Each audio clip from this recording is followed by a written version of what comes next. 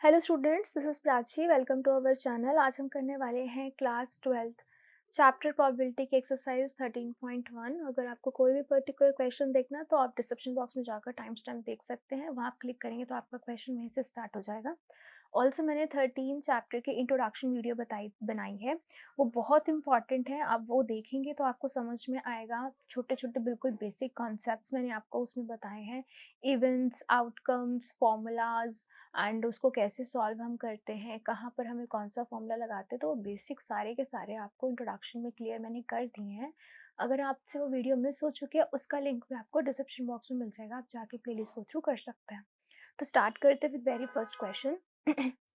Given that E and F are events such that probability of occurring E is 0.6 and probability of occurring F is 0.3 and probability of E intersection F is 0.2, find probability E over F and F over E। तो इसका formula हमने कर रखा है। क्या formula होता है?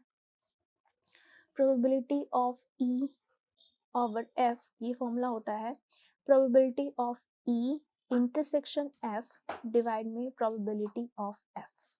ये फॉर्मूला होता है, ये फॉर्मूला हमने पढ़ा था, राइट। तो बस यहाँ पर हमने जो भी वैल्यूज दे रखी है उसको आपने पुट करना है। जैसे कि यहाँ पे इसकी दे रखी है value, this is 0.2 and probability of F is already given 0.3। ठीक है, पॉइंट हटा देंगे 10, पॉइंट हटाएंगे 10, कैंसिल हो गया, दिस इज 2/3। सेकेंड क्या पूछ रहे हैं? Probability of F over E क्या होती है? अगेन फॉर्मूला वही रहेगा, probability of F intersection E divide में, जो जिसके डिवाइड में होता है वो यहाँ पर हम लिखते हैं प्रोबेबिलिटी ऑफ E, राइट। अब E इंटरसेक्शन F लिखो या F इंटरसेक्शन E लिखो, एक ही बात होती है, that is 0.2 and probability of E is 0.6। Point हटाएंगे 10, पॉइंट हटाएंगे 10, ये खत्म, ये 3 आ जाएगा, सो दिस इज 1/3। ओके, तो ये था आपका क्वेश्चन नंबर फर्स्ट। चलिए करते हैं question number second. Question number second क्या कह रहे हैं? Compute probability of A over F. अगर आपको ये चीज़ें दी हुई हैं, ठीक है, सो ये तो हमें डायरेक्टली फॉर्मूला पता ही है, वही लगाएंगे हम यहाँ पे। Probability of A over B equals to probability of A intersection B, और डिवाइड में जो होता है वही प्रोबेबिलिटी ऑफ बी। एंड इनकी प्रोबेबिलिटी क्या दे रखी है? 0.32 और इसकी प्रोबेबिलिटी दे रखी है 0.5। ठीक है, सो इसको हम कैंसिल कर देंगे। ये आएगा आपके पास 100, ये पॉइंट हटा के आएगा आपके पास 10, इसको इससे कैंसिल कर दिया।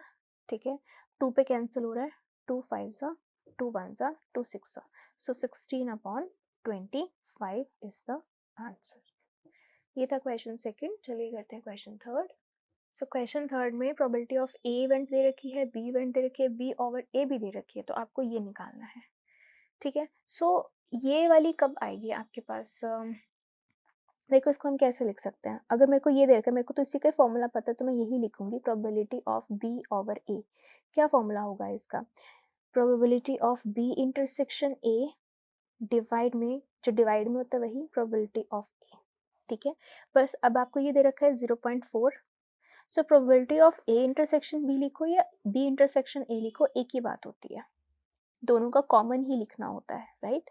ओके, डिवाइड में probability of A is given, that is 0.8, cross multiply कर देंगे, ये आ जाएगा probability of A intersection B is 0.32 is the answer. ठीक है, सेकेंड पार्ट में देखो, अब probability of A over B आपको चाहिए। ठीक है, तो कैसे करोगे? Probability of A over B का फॉर्मूला लगाएंगे हम, probability of A intersection B divide में probability of B. So probability of A intersection B अभी अभी निकाला है हमने, and probability of B is already given, that is 0.5। फिर से पॉइंट हटाएंगे, 100 लगाएंगे, पॉइंट हटाएंगे 10 लगाएंगे। ठीक है, इसको कैंसिल कर देंगे, 2 5 सा 2 1 सा 2 6 सा, तो दिस इज 16/25 भी आप इसका आंसर दे सकते हो। अगर आपको इसको पॉइंट्स में लेकर आना है तो आप इसका 0.64, जब आप इसको डिवाइड करेंगे तो 0.64 इसका आंसर आएगा। तो ये था इसका सेकेंड पार्ट। थर्ड पार्ट में देखो, अब आपको ए यूनियन बी चाहिए। अब ए यूनियन बी का हमने डायरेक्ट फॉर्मूला पढ़ा था, मैंने इंट्रोडक्शन में, तभी बोल रही हूँ, आपसे अगर मिस हो गया तो जरूर देखें, उसके अंदर मैंने आपको डायरेक्ट फॉर्मूला बताया था ए यूनियन बी का। क्या था? Probability of A plus probability of B minus probability of A intersection B. ये बिल्कुल वैसा ही फॉर्मूला है जब हम इसके अंदर लिखते थे number of elements in A union B. क्या आता है? Number of elements in A plus number of elements in B minus number of elements in A intersection B. तो बस अब यहाँ पे क्या है, प्रोबेबिलिटी के लिए फॉर्मूला आ गया वो, ठीक है। So what is the probability of A? 0.8. What is the probability of B? 0.5. And what is the probability of this? This is 0.32, ठीक है। इसको हम प्लस कर देंगे, 0.8 प्लस 0.5, ये हो जाएगा आपके पास 1.3 माइनस 0.32। तो अगर आपको ऐसे समझ में नहीं आता तो ऐसे बना लो इसको, 1.3 आगे जाए 0 जितने मर्जी लगा लो, फिर ये है 0.32, तो 0.32 यहाँ तक आया, तो इसकी जीरो की जरूरत नहीं है।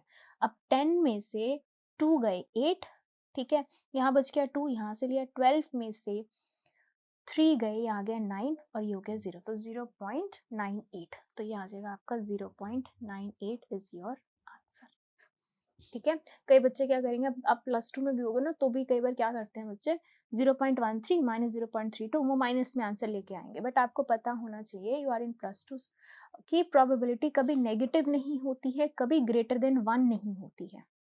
तो वहीं से आपको समझ में आना चाहिए कि आपने कैलकुलेशन में कहीं ना कहीं प्रॉब्लम करी है।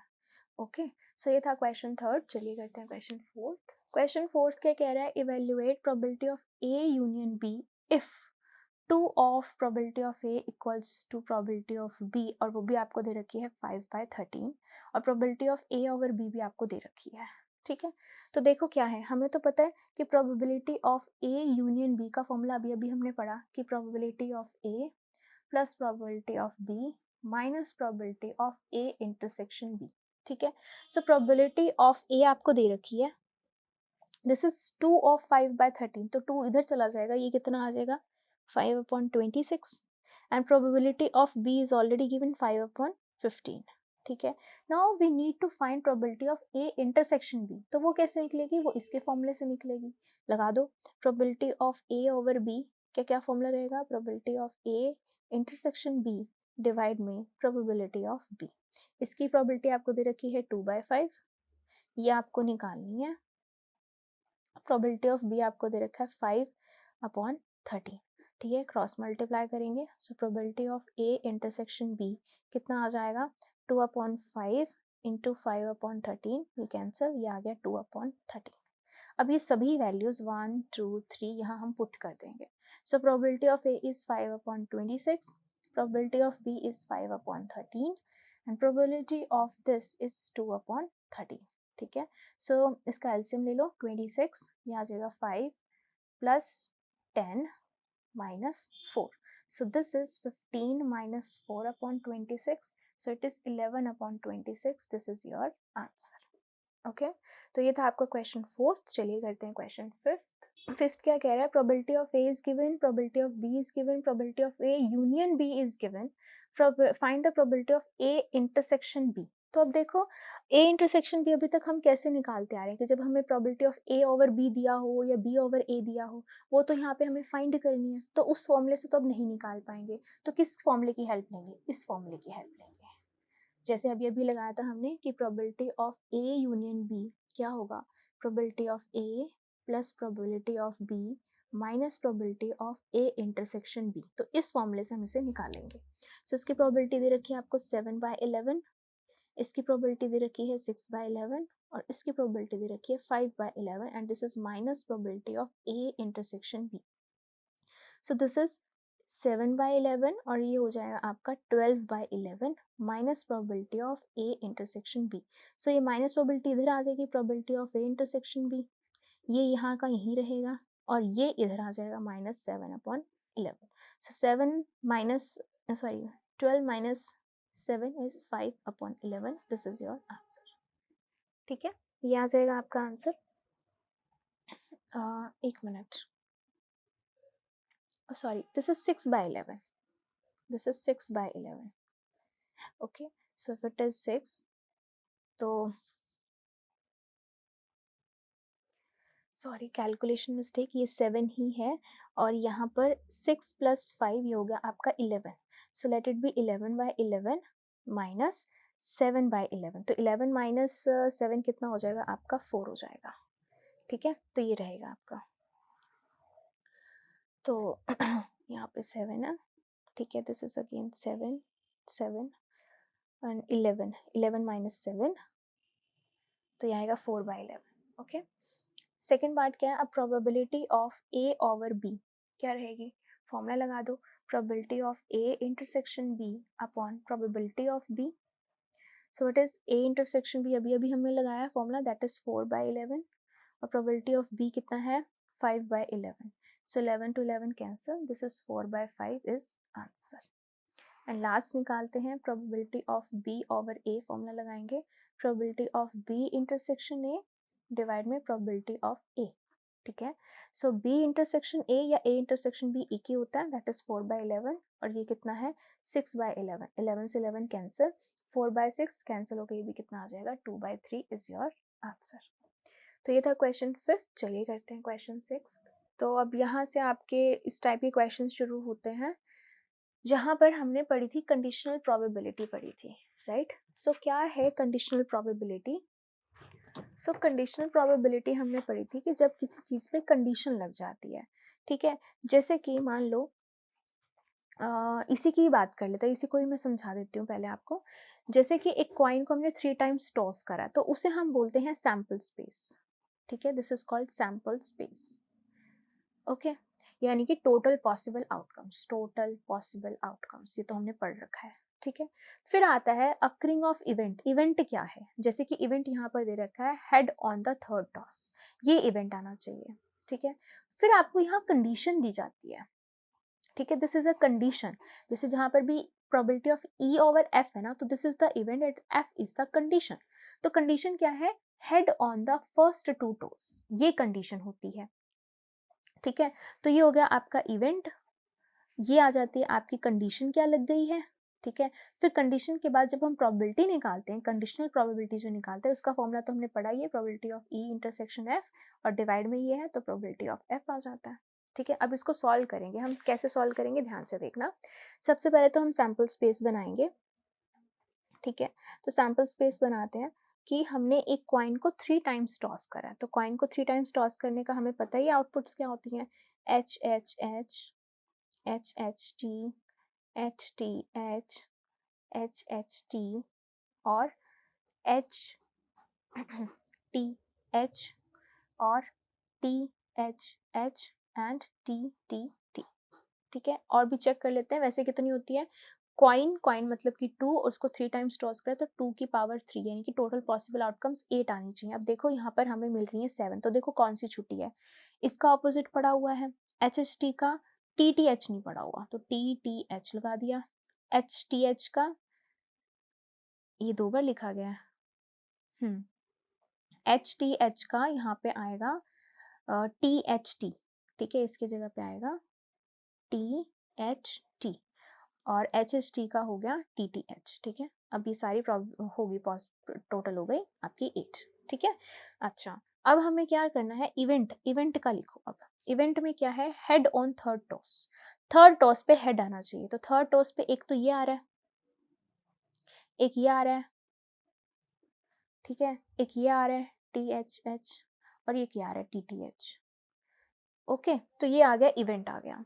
नाउ कंडीशन, कंडीशन लिखो, कंडीशन भी हम सैंपल स्पेस से ही लेते हैं, head on the first 2 tosses, पहले 2 टॉसेस पे हेड आए, तो यानी कि ये आ सकता है एच एच टी, यहाँ पर फिर एक बार गलती से लिख दिया, 1 मिनट रुको, ये आना था एच टी टी, ठीक है।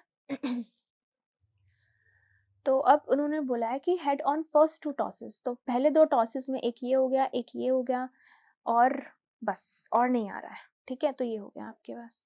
अब देखो इसके अंदर क्या प्रोबेबिलिटी है, अब आप इसको ऐसे भी निकाल सकते हो कि प्रोबेबिलिटी ऑफ ई क्या होगा, probability of E is total possible ये फेवरेबल आउटकम्स डिवाइड में टोटल पॉसिबल आउटकम्स। मैं आपको ये भी दोनों चीजें समझा देती हूँ कि जब हम ये लगाते हैं, ठीक है, अब इसमें हम क्या करते हैं, इसके अंदर हम ये फॉर्मूला लगा रहे हैं अभी तक, इसके अंदर अगर मान लो प्रोबेबिलिटी ऑफ एफ या फिर कोई condition is not equal to 0 होती है, उस केस में हम ये फॉर्मूला भी लगा सकते हैं कि probability of E over F number of elements in present in E intersection F and divide by number of elements present in F. इसका मतलब भी समझो कैसे कह रही हूँ मैं।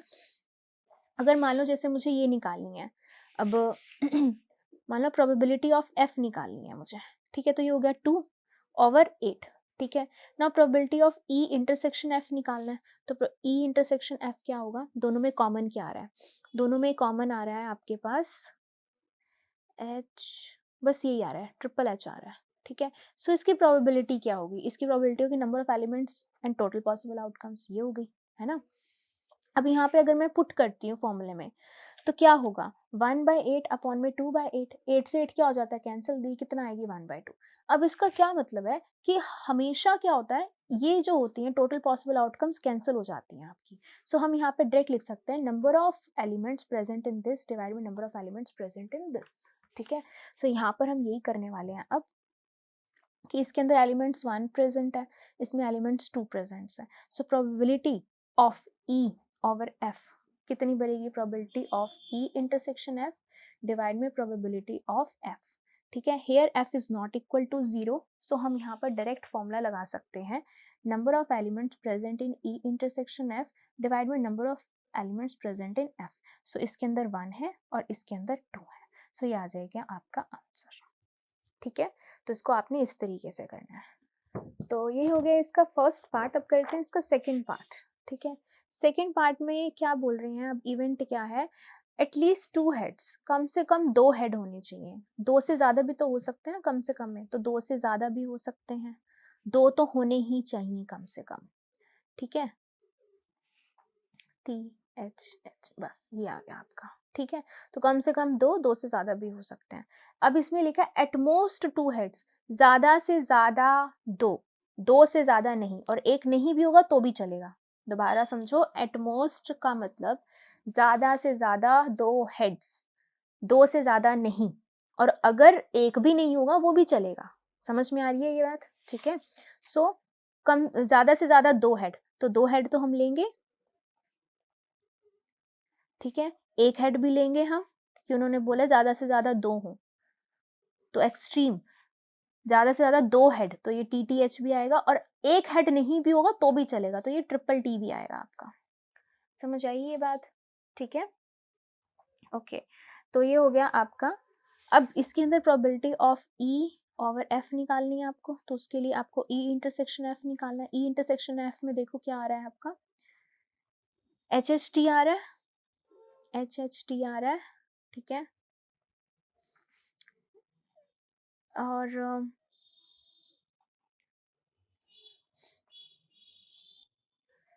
ये भी आ रहा है, ठीक है। HTH भी आ रहा है, ठीक है।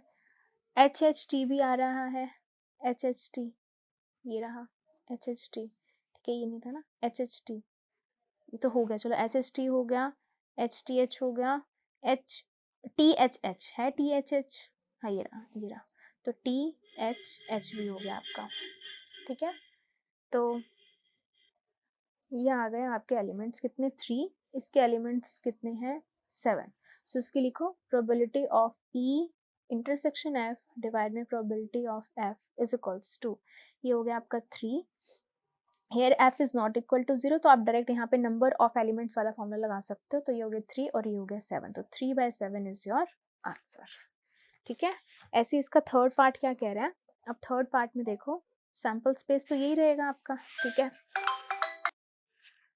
तो अब इसका थर्ड पार्ट क्या कह रहा है, थर्ड पार्ट ये है, अब इसका सैम्पल स्पेस तो यही रहेगा।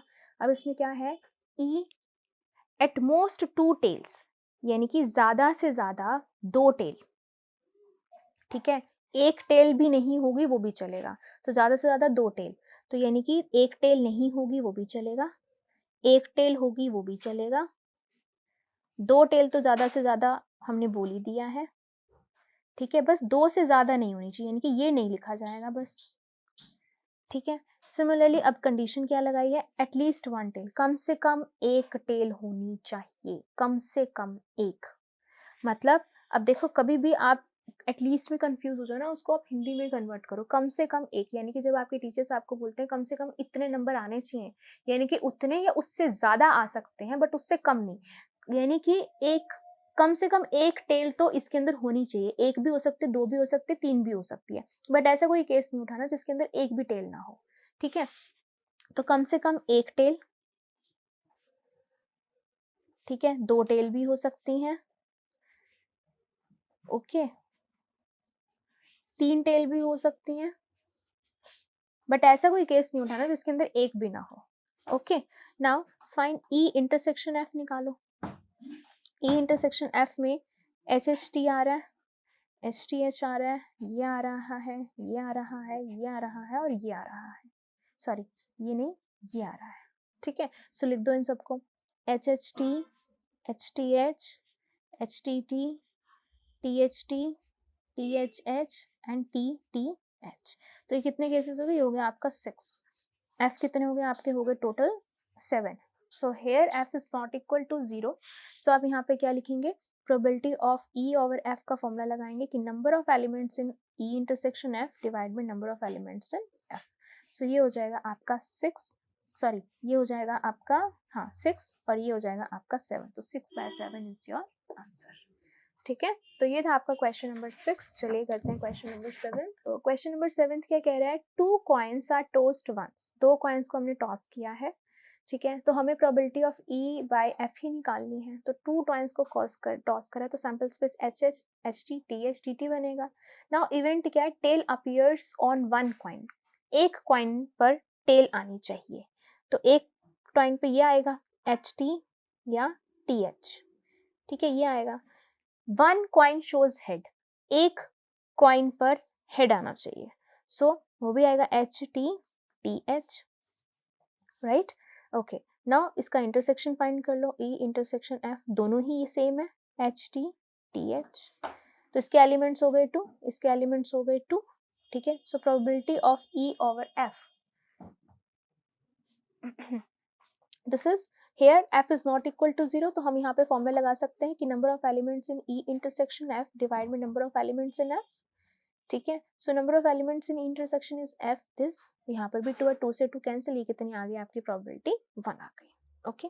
सेकंड क्या कह रहा है पार्ट इसका, सैंपल स्पेस तो यही रहेगा, इवेंट क्या है, no tail appears, no tail appears मतलब कि सिर्फ एच एच हुआ, no head appears, no head appears ये मतलब कि टेल टेल हुआ, और ई इंटरसेक्शन एफ कितना हो गया आपका 0, right. So find probability E intersection F is here f is not equal to 0, again you can write number of elements present in E intersection f divided by number of elements present in f, so this is 0/1, that is equal to 0 probability आ गया, okay. तो ये था question 7। चलिए करते हैं question 8।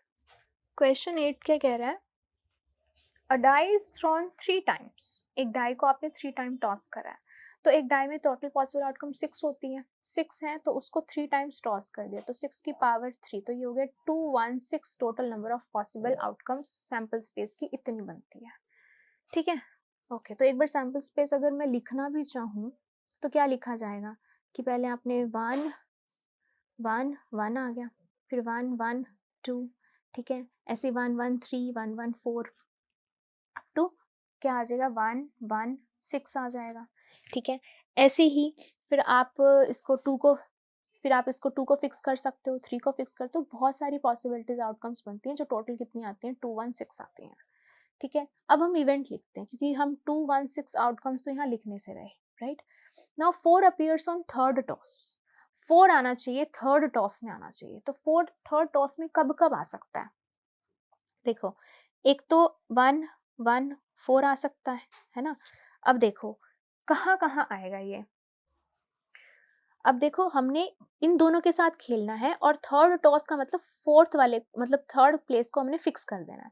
सो ये क्या हो गया, ये वो आउटकम्स हो गए जब आप एक डाई को ट्वाइस थ्रो करते हो, तो ये क्या हो जाएगा 1 1 4 1 2 4 1 3 4 1 4 4 1 4 1 5 4 1 6 4, ठीक है, याद आ रहा है ना, जब हम मैं 4 को अगर छोड़ दूं तो 1 1 1 2 1 3 1 4 1 5 1 6 ये वाला तो आप लिखते ही थे, फिर क्या करते थे हम 2 1 2 1 करते हैं, लेकिन हमें थर्ड टॉस पे 4 चाहिए, तो ये 2 1 ये हो गया, फिर 2 2 4 2 2 4 2 3 4 and so on up to 2 6 4 आ जाएगा, फिर 3 1 4, फिर पूरी लाइन चली जाएगी 3 6 4 पे, फिर 4 1 4, फिर पूरी लाइन चली जाएगी 4 6 4 पे, फिर 5 1 4 पूरी लाइन जाएगी 5 6 4, देन 6 1 6 6 1 4 से 6 1 6 6 4 तक। आप समझ पा रहे हैं मैं क्या बोलना चाह रही हूँ कि पहली दो तो आउटकम्स वही होगी ना जो हम डाई को 2 टाइम्स थ्रो करते हैं, वही वाली होगी, बस लास्ट वाली पे आपको 4 को फिक्स करना है। तो टोटल पॉसिबल आउटकम्स कितनी होगी, 6 × 6 36, ठीक है। सो ये आ गया आपके 36 आ गए टोटल के टोटल। अब इसमें देखो एफ निकालो, what is F, 6 and 5 appears respectively on the first 2 tosses। पहले दो टॉसेस में क्या आना चाहिए, 6 और 5 आना चाहिए रिस्पेक्टिवली, मतलब 6 पहले आना चाहिए 5 बाद में आना चाहिए, ठीक है। तो अब उसके लिए आउटकम्स लिखो, और बच्चे मिस्टेक क्या करते हैं, वो ई में से लिखना शुरू कर देते हैं। नो, एफ जो कंडीशन होती है वो भी सैंपल स्पेस में से ही होती है, ठीक है। सो अब एफ के लिए लिखो, एफ के लिए क्या आएगा, 6 and 5 appears on first 2 tosses, तो यानी कि 6 और 5 को आपने फिक्स करना है, तो फिर क्या बचेगा 1 6 5 2 6 5 3 6 5 4 and 6 5 6 सॉरी 6 5 5 and 6 5 6, ये बचेगा बस इसके अंदर, है ना। हमें क्या चाहिए अब, probability of E over F, so that is probability of E intersection F divide में probability of F. Here F is not equal to 0, 6 आ रहा है, तो हम यहाँ पे number of elements present in इनके intersection divide by number of elements present in this. So अब इनका इंटरसेक्शन देख लो, ई इंटरसेक्शन एफ निकालो, इसमें तो सिर्फ यही आएगा 6 5, यहाँ वाला आएगा ना, यहाँ पर 6 5 4 ये वाला आएगा बस, और तो कोई नहीं आएगा। तो ये आ गया आपका 6 5 4, इसका एलिमेंट हो गया 1, सो ये आ गया आपका 1, और number of elements in F is 6, तो 1/6 इज योर आंसर, ठीक है। तो ये था आपका क्वेश्चन नंबर 8। चलिए करते हैं क्वेश्चन नंबर 9। क्वेश्चन नंबर 9 क्या कह रहा है, mother father son line up at randomly for a family function picture, ठीक है। तो son on one and father in the middle, ये आपको कंडीशन भी दे रखी है और आपको इवेंट भी दे रखा है। तो अब सबसे पहले सैंपल स्पेस बना लो। सैंपल स्पेस में हमें पता है कि 3 है, तो किस तरीके से लाई करेंगे आपस में, ठीक है। तो कैसे होगा, मदर फादर सन, ठीक है, फिर मदर को फिक्स कर दो, फिर सन फादर, ऐसे हो सकता है।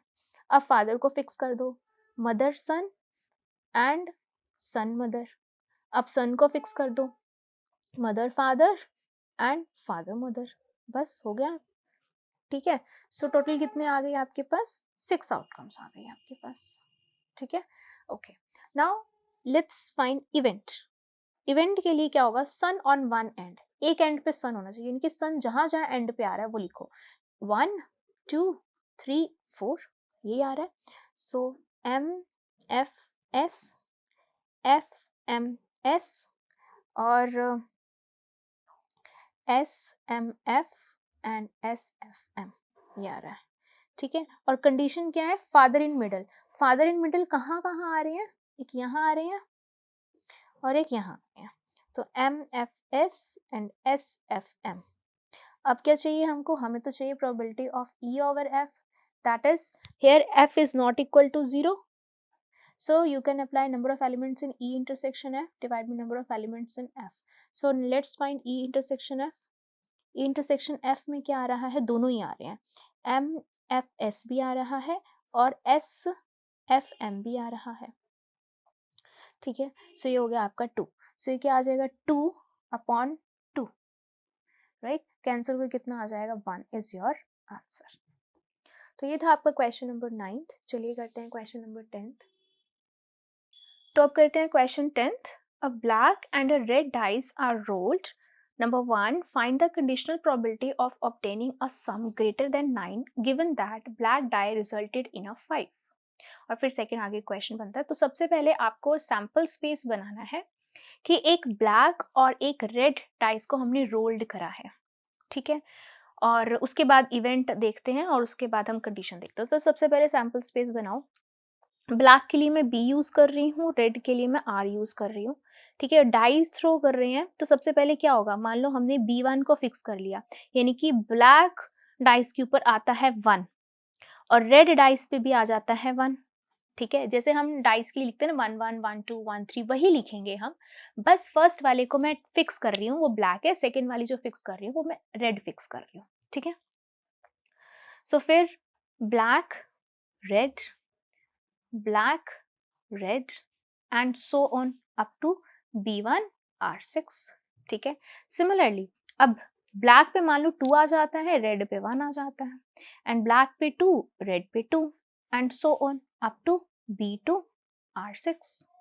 फिर similarly B3 R1 to B3 R6 and so on. आपको समझ में आ रहा है, ये डाइस वाला ही है, 1 1 1 2 2 1 2 2 बिल्कुल वही है, बस मैंने फर्स्ट को ब्लैक फिक्स करा है, सेकंड को रेड। तो अब हम यहाँ लिखेंगे B4 R1 up to B4 R6, B5 R1 up to B5 R6, B6 R1 up to B6 R6।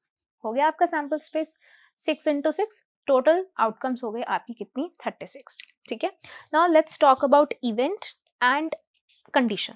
तो सबसे पहले अब ए में इवेंट क्या है, ए में इवेंट है आपका find the conditional probability of obtaining a sum greater than 9, ठीक है।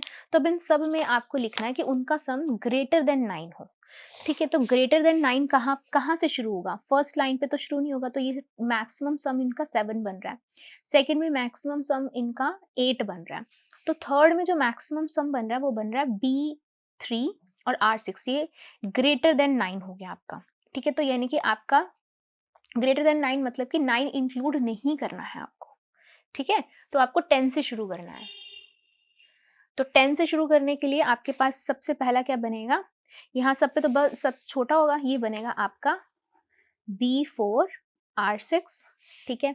फिर 5 का यहाँ पे बनेगा 5 5 B5 R5 and B5 R6, ये बनेगा, ठीक है।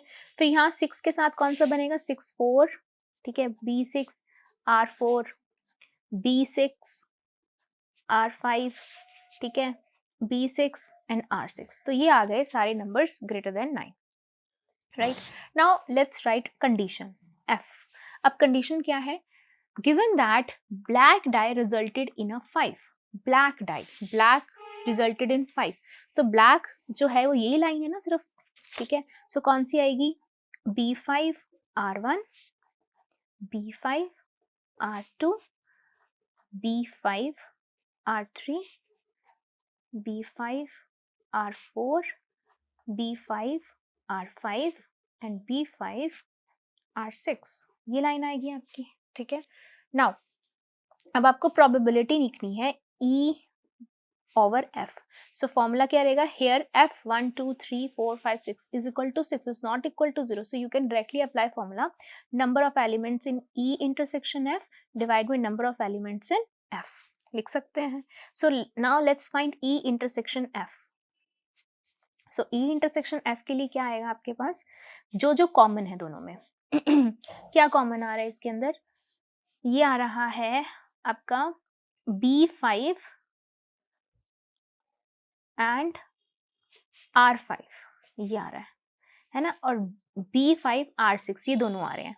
सो B5 R5 and B5 R6 ये दोनों कॉमन आ रहे हैं, राइट। सो ये कितने हो गए आपके पास 2, so this is 2 and this is 6, right. तो कैंसिल हो गया, कितना आ गया आपके पास 1/3, okay. This is your answer first part का, ओके। तो ये था आपका ए पार्ट। अब बी पार्ट करते हैं। बी पार्ट में क्या, find the conditional probability of obtaining the sum 8। अब सम 8 होना चाहिए, ना लेस ना ग्रेटर, सम 8 होना चाहिए, और कंडीशन क्या है, given that the red die resulted in a number less than 4, ठीक है। तो अब इसमें सब में से देखते हैं, सबसे पहले तो अब बी के लिए इवेंट लिखो, व्हाट इज द इवेंट कि उनका सम कितना होना चाहिए, 8 होना चाहिए। तो 8 आपको यहाँ से मिल रहा है, 8 आपको है ना। B2 R6 इन दोनों का सम 8 हो गया, ठीक है। फिर नेक्स्ट लाइन में कहाँ से मिलेगा, B3 एंड R5 का मिलेगा, फिर B4 R4 का मिलेगा, फिर B5 R5 है तो यहाँ 3 आ जाएगा, ठीक है। फिर B6 R2 का सम मिलेगा। इन्हीं सब का सम जो है वो आपको 8 मिलने वाला है ना। तो ये होगा यहाँ पर B2 1 2 3 4 5 ऐसे ये मिलने वाले हैं आपको। Now let's write now condition. Condition क्या है कि red die resulted in a number less than 4। Red में जो नंबर होना चाहिए वो लेस देन 4 होना चाहिए। तो अब देखो रेड डाई में नंबर लेस देन 4 होना चाहिए, तो नंबर लेस देन 4 ये 2 आ रहे हैं, नहीं एक मिनट, यस जो मैं मिस्टेक कर रही हूँ वही यहाँ पर आप सब मिस्टेक करते हो, ध्यान से समझना। अब ये जो कंडीशन होती है ना वो हम इवेंट से नहीं उठाते, वो हम सैंपल स्पेस से उठाते हैं, समझ रहे हो इस बात को, ठीक है।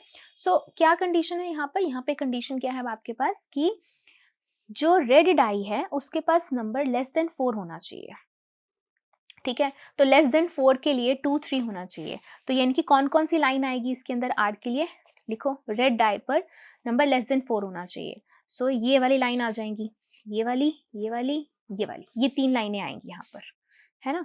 सो ये हो जाएगा आपका B1 R1 B1 R2 B1 R3। ऐसे ही यहाँ पर पूरा जाएगा B1 B6 R1 तक, यहाँ पर पूरा जाएगा B6 R2 तक, यहाँ पे पूरा जाएगा B6 R3 तक, ठीक है। ये कितने हो गए टोटल एलिमेंट्स, 1 2 3 4 5 6, 6 + 6 12 + 6 18। तो नंबर ऑफ एलिमेंट्स कितने हो गए, here is 18 which is not equal to 0। सो अगर आपको यहाँ पे प्रोबेबिलिटी निकालनी है E ओवर F की, सो फॉर्मूला क्या लगेगा, number of elements present in E intersection F divide by number of elements present in F. Okay, now let's find E intersection F. तो दोनों में कॉमन क्या आ रहा है, सो दोनों में कॉमन आ रहा है आपके पास कौन कौन से नंबर, जो यहाँ पर ध्यान से देखना कि नंबर जो है वो आपके लेस देन ये जो F आपने लिखा हुआ है उसमें जो R है वो लेस देन 4 है ना। लेस देन 4 का मतलब या तो 2 लिखा हुआ है या 1 लिखा है या 3 लिखा है। तो अब यहाँ पर देखो 2 1 3 किस में लिखा, तो यहाँ पर ये है या फिर ये है, तो यही यहाँ पर आएंगे। ये आ जाएगा यहाँ पर B5 R3, ये चीज आएगी, ये कॉमन हो गया इनके अंदर। या फिर इसमें आएगी एक मिनट, हाँ या तो फिर ये आएगा B6 R2, ये आएगा, ये 2 ही आ रहे हैं आपके पास। तो यहाँ आप लिख सकते हो B5 R3 and B6 R2, ये 2 नंबर आ रहे हैं आपके पास। तो नाउ राइट डाउन, ये 2 है और ये कितना है 18 है। सो कैंसिल होके कितना आ गया 1/9। दिस इज योर आंसर, ठीक है। तो इस तरीके से ये था आपका क्वेश्चन नंबर 10th। चलिए करते हैं question number 11th। Question number 11th क्या कह रहा है, a fair die is rolled, consider the event this this and this, find, ये सब चीजें आपको फाइंड करनी है, ठीक है।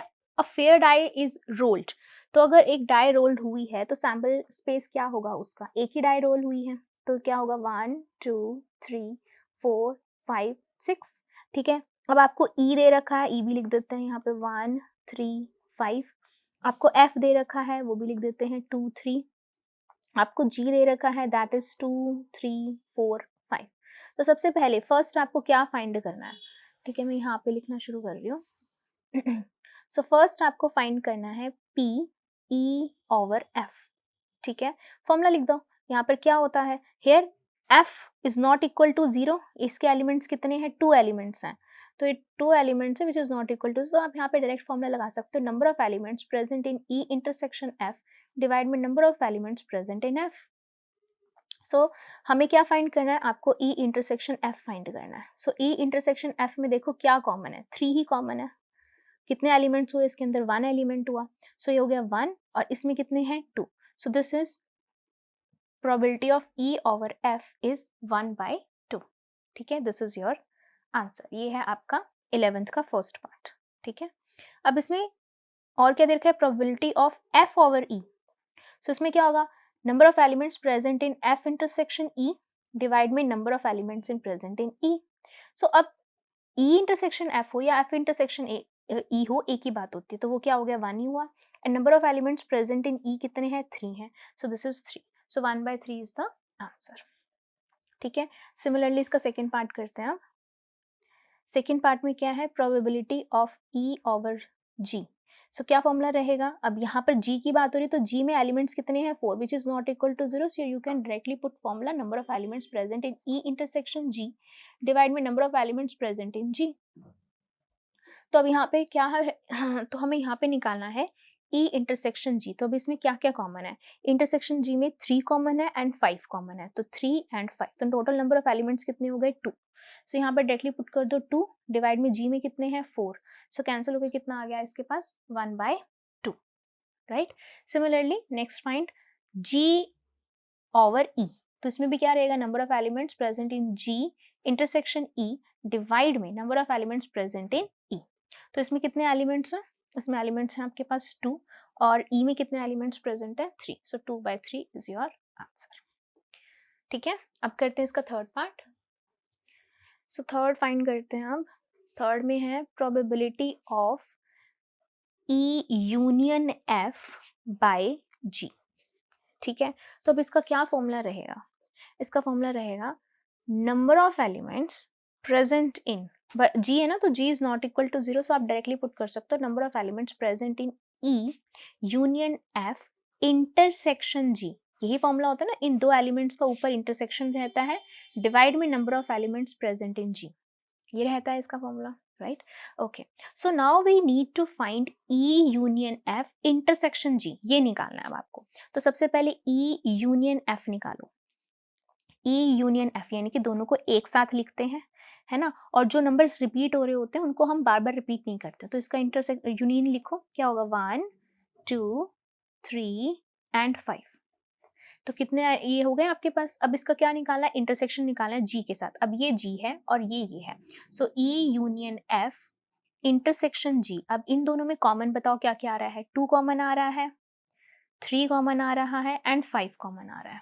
So here number of elements present 3, so ये हो गया आपका 3 डिवाइड में number of elements present in G. G में नंबर ऑफ एलिमेंट्स कितने प्रेजेंट है 4, so this is 3/4 is your answer. Clear है ये बात, ठीक है। सिमिलरली अब इसका एंड पार्ट क्या कह रहा है, अब आपको एक और फाइंड करना है कि probability of E intersection F by G, ये निकालना है। तो इसका फॉर्मूला क्या रहेगा, number of elements present in E intersection F intersection G, ये होगा डिवाइड में number of elements present in G, यही फॉर्मूला बनेगा इसका। तो अब हमें क्या निकालना है, ई इंटरसेक्शन एफ, तो कितना है 3 है, ठीक है, तो ई इंटरसेक्शन एफ इज 3। अब इसके अंदर जी में देखो, जी का और इसके साथ इंटरसेक्शन देखना, तो कॉमन इसमें 3 ही आ रहा है, so E intersection F intersection G is again, दोनों में कॉमन 3 है, तो एलिमेंट कितने हो गए 1, सो ये हो गया आपका 1 और number of elements present in G कितने हैं 4, so 1/4 is your answer. Clear है ये बात, ठीक है। तो बस ये आपको फॉर्मूला बनाना चाहिए, जो भी ये चीज है इनकी पहले आपने इन दोनों के बीच में इंटरसेक्शन डिवाइड में जो भी दे रखा है, ओके। तो ये था आपका क्वेश्चन नंबर 11। चलिए करते हैं question number 12।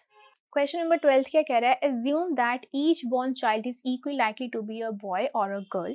If a family has 2 children, what is the conditional probability that both are girls given that number 1 youngest is a girl, number 2 at least 1 is a girl. तो देखो यहाँ पर आपको सबसे पहले सैम्पल स्पेस बनाना है कि भाई एक घर में चाइल्ड बोर्न होते हैं, तो वो बॉय भी हो सकता है, वो गर्ल भी हो सकता है, और एक फैमिली के पास 2 चिल्ड्रन है, तो 2 चिल्ड्रन है, तो सैम्पल स्पेस क्या बनेगा, या तो दोनों गर्ल हो जाए, ठीक है, ये पहली गर्ल हो जाए दूसरा बॉय हो जाए, या पहले बॉय हो जाए दूसरी गर्ल हो जाए, ये दोनों बारी बॉय हो जाए, है ना, ये लिखते हैं ना हम। अगर हम हेड टेल का भी करते तो ये पॉसिबिलिटीज आती है, वही बॉय गर्ल में इक्वली लाइकली पॉसिबिलिटीज हो गई, ठीक है ना। What is the event, conditional probability that both are girls. Event क्या है आपका कि बोथ आर गर्ल्स, तो बोथ आर गर्ल्स ये आपका इवेंट हो गया, ठीक है। Now what is the condition, so first में आपको कंडीशन दे रखी है कि the youngest is a girl. Youngest मतलब जो बाद में हुई होगी, तो यंगेस्ट यानी कि बाद में गर्ल होगी, ये भी तो हो सकती है, तो यानी कि ये यंगेस्ट हुई, ये यंगेस्ट, यंगेस्ट मतलब कि छोटी, ठीक है, यहाँ तो गर्ल बड़ी होगी, बॉय छोटा हो गया है ना, अगर पहले बॉय है बाद में गर्ल हुई है तो ये भी क्या हो गया, यंगेस्ट गर्ल हो गई, तो ये आ गई 2, right.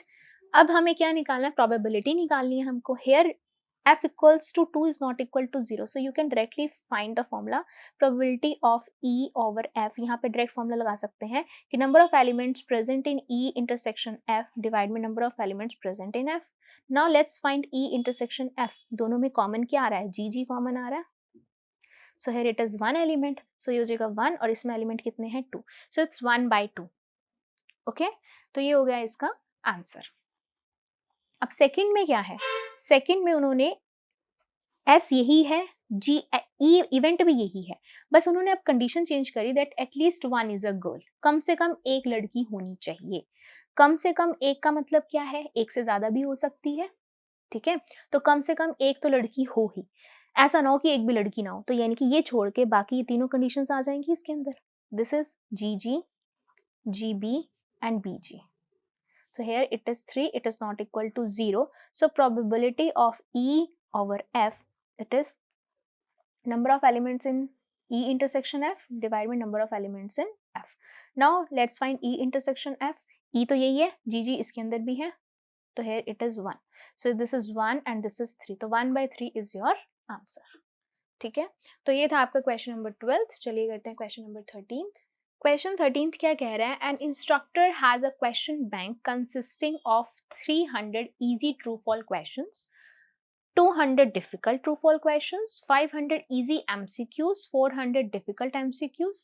If a question is selected at random from the question bank, what is the probability that it will be an easy question given that it is a MCQ? तो सबसे पहले sample space में देखो total कितने questions हुए, 300 easy true false, 200 difficult true false, 500 easy MCQs, 400 difficult MCQs, तो ये हो गए टोटल 1400 क्वेश्चंस। ठीक है, तो टोटल पॉसिबल आउटकम्स आ गए आपके पास 1400। Now what is the event, event मतलब जो हमसे क्वेश्चन पूछा जाता है कि what is the probability that it will be an easy question, easy question. तो इजी क्वेश्चन में कौन कौन से हैं आपके पास, इजी ट्रू फॉल्स में है ना, एंड इजी आपके पास कितने हुए, इजी आपके पास इजी ट्रू फॉल्स भी हैं, इजी एमसीक्यूज भी हैं। सो ये हो गया आपके पास 300 प्लस 500, सो ये हो गया आपके पास 800।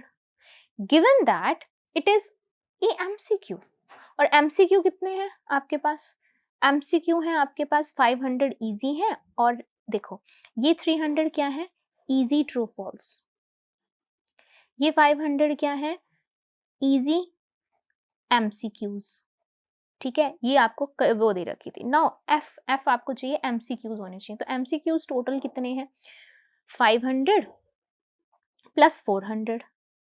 ठीक है, सो 500 क्या है, इजी एमसीक्यूज है, और 400 क्या है, डिफिकल्ट एमसीक्यूज है, और ये टोटल कितना हो गया आपका 900।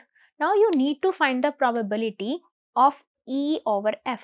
So क्या फॉर्मूला रहेगा, here F is not equal to 0, you can directly form the formula number of elements present in E intersection F divided by number of elements present in F. So number of elements in F is 900. Now how many elements present in E intersection F? E intersection F यानी कि दोनों में common क्या है, common देखो, common है easy, easy, ठीक है, बट ये ट्रू फॉल्स है, ये MCQs हैं। अब ये इजी, ये भी एमसीक्यू, ये भी एमसीक्यू, तो यानी कि दोनों में कॉमन क्या हुआ, दोनों में इजी एमसीक्यूज कॉमन हुए। सो इजी एमसीक्यूज टोटल कितने हो गए, 500। ये आ गया आपके पास 500, तो ये हो गया आपका 500 डिवाइड बाई 900, कैंसिल होके आ गया आपके पास 5/9। ठीक है, ये है आपका आंसर क्वेश्चन नंबर 13 का। तो चलिए करते हैं क्वेश्चन नंबर 14। क्वेश्चन 14 क्या कह रहा है, given that two numbers appearing on throwing two dice are different, find the probability of the event the sum of the numbers on the dice is 4। ठीक है, given that two numbers appearing on throwing two dice are different, ये हमें given है। Okay, तो यहाँ पर ना question समझो, यहाँ पर क्वेश्चन आपका स्टार्ट ही कंडीशन से हुआ है। यहाँ आपको सैम्पल स्पेस खुद सोचना है कि 2 डाइस का मतलब वही होगा ना 1 1 1 2 1 3, वो वाली टोटल सैम्पल स्पेस वो रहेगा आपका, है ना। और गिवन दैट से शुरू किया, दैट मीन्स ये 2 numbers appearing on the throw are different, यानी कि वो आपकी कंडीशन है, ठीक है। एंड फाइंड द प्रोबेबिलिटी, जिसकी प्रोबेबिलिटी निकालनी होती है वो आपका इवेंट होता है। Very simple. तो स्टार्ट करते हैं सैम्पल स्पेस से। सैम्पल स्पेस हो गया 1 1 से लेकर 1 6 तक, 2 1 से लेकर 2 6, 3 1 से लेकर 3 6, 4 1 से लेकर 4 6, 5 1 से लेकर 5 6 एंड 6 1 से लेकर 6 6। Done. Now let's write event. Event क्या है? Number, sum of numbers on the dice is 4, उन पे 4 आना चाहिए। तो फर्स्ट लाइन में कौन सा होगा? 1 3, सेकेंड लाइन पे कौन सा होगा? 2 2, थर्ड लाइन पे कौन सा होगा? 3 1। अब यहाँ पर क्या है? Sum of the numbers on the dice is 4। अब 4 और तो कहीं नहीं बन रहा आपका, यही बन रहा है, बाकी तो 4 से ज़्यादा हो जाएंगे। ये 3 1, यहाँ पर 2 2 बन रहा है, ठीक है। एंड यहाँ से आपका 1 3 बन जाएगा, बस यही है, और तो कोई पॉसिबिलिटी है ही नहीं। तो ये हो गया इवेंट आपका। Now what is the condition? Condition क्या है? Given that 2 numbers appearing on the throw dice are different, यानी कि अब इन सब में डबलेट कहाँ कहाँ आएगा?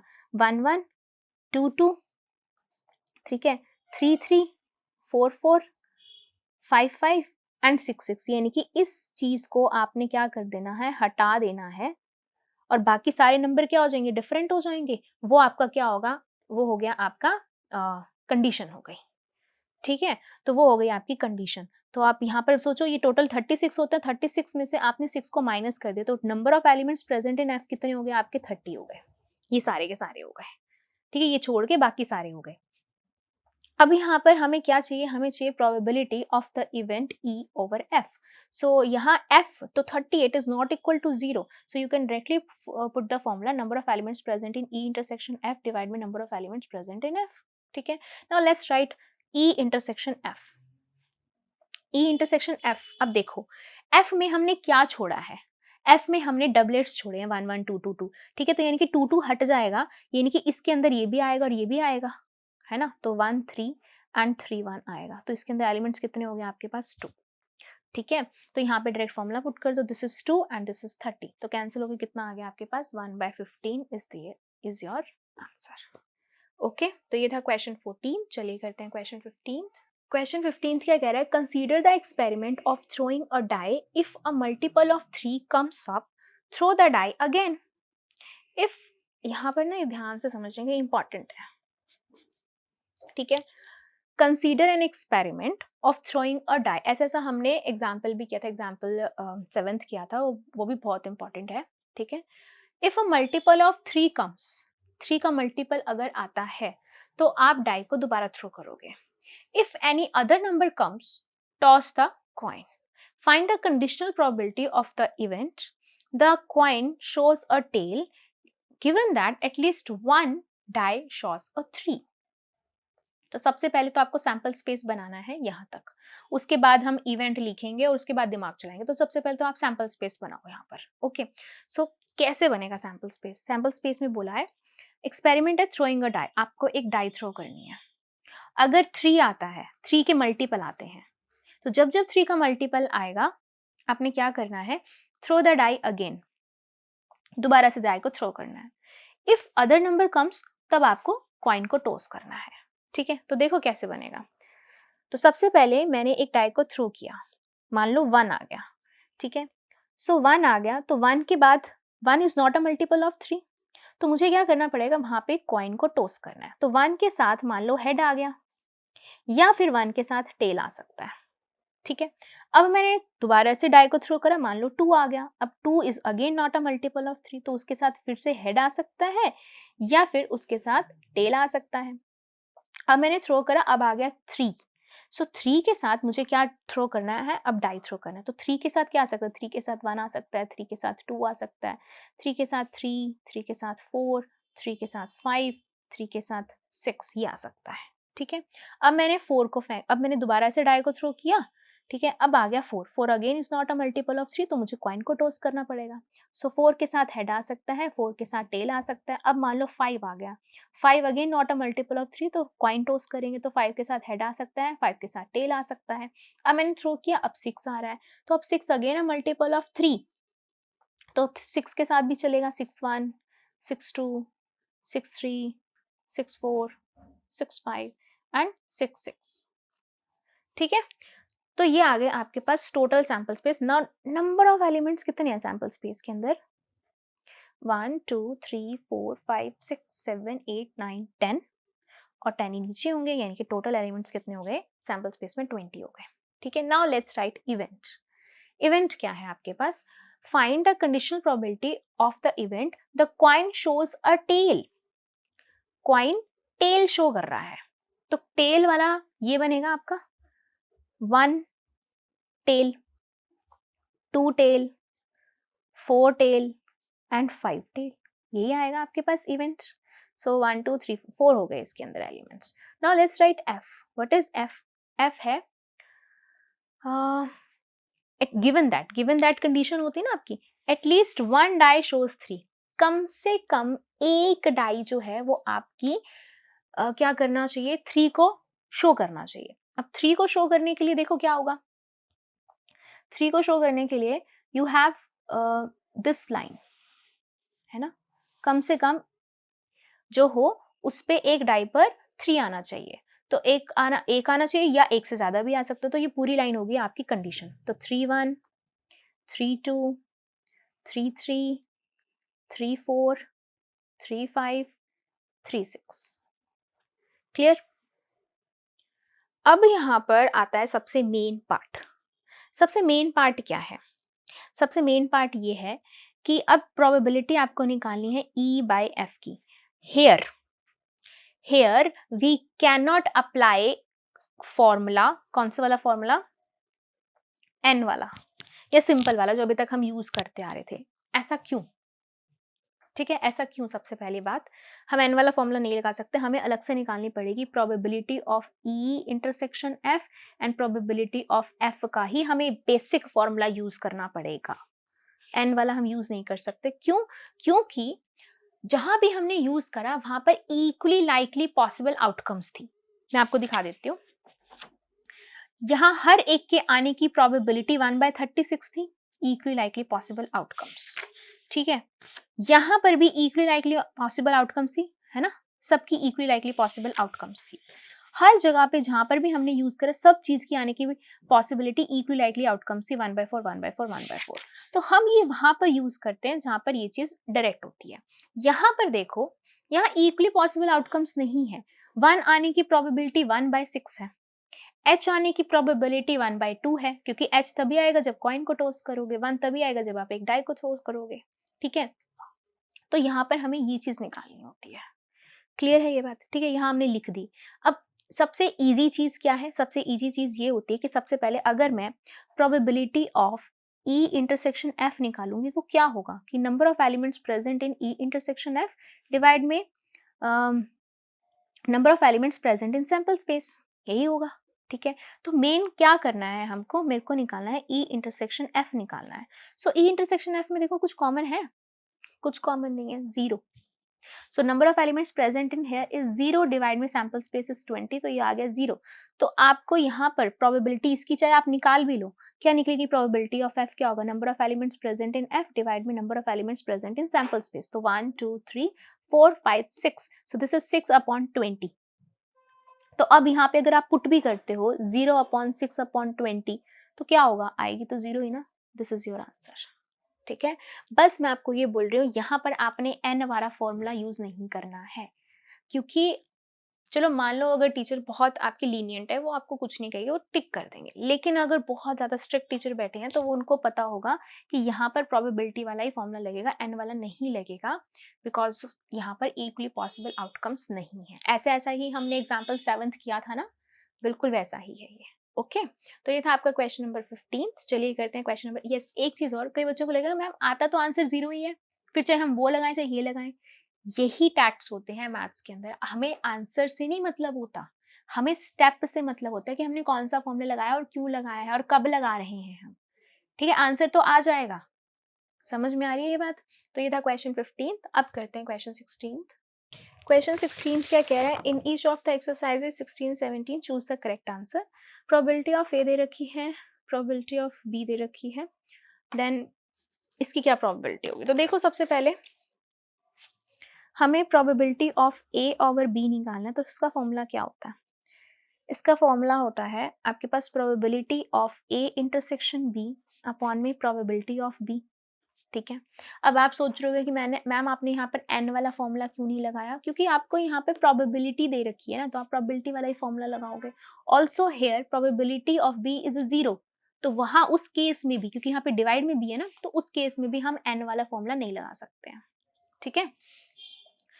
तो अब यहाँ पर हमें नहीं पता कितनी प्रोबेबिलिटी, वी डोंट नो, लेकिन हमें प्रोबेबिलिटी ऑफ बी पता, that is 0। So something divide में जी, तो वो तो हमेशा नॉट डिफाइंड ही होता है ना, ऊपर से जो मर्जी हो हमें क्या लेना देना, राइट तो वो क्या होता है, not defined. So option C is correct, not defined. Clear है ये बात, ठीक है। नेक्स्ट आपके पास आता है, if A and B are the event such that probability of A by B equals to probability of B by A, then ये क्या है। तो देखो क्या होगा, probability of A over B equals to probability of B over A. Formula लिखो इसका, क्या रहेगा, probability of A intersection B divide में probability of B is equals to probability of B intersection A divide में probability of A. Now we know that कि A intersection B, B intersection A एक ही होता है, ये तो आपस में कैंसिल हो गए, ये हो गया 1 अपॉन में probability of B equals to 1 upon में probability of A, cross multiply करके क्या मिलेगा, probability of A equals to probability of B. So option D is correct. ठीक है, सो ये था आपका last question of this exercise. Thank you, that's all for this video. Next video में हम कवर करेंगे concepts and examples of next exercise. Thank you.